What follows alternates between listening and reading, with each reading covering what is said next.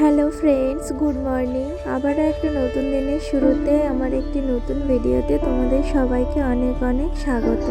তোমাদেরকে একটা কথা বলা হয়নি, আমি মা হতে চলেছি।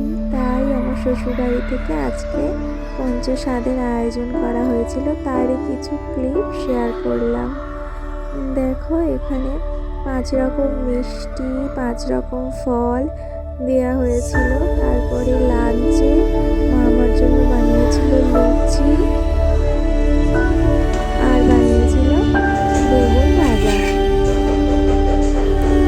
তো এই খাবারগুলো আমি আজকে খেয়েছিলাম। আজকে অন্য খেতে নেই, এখানে খাবারগুলো খেয়ে নিয়েছিলাম।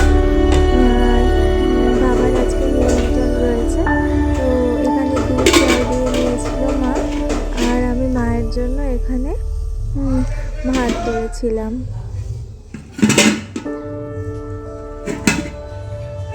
দেখো, তো তারপরে এখানে একটু নিরামিষ তরকারি ছিল, এই দিয়ে মা আজকে ভাত খেয়ে নেবে।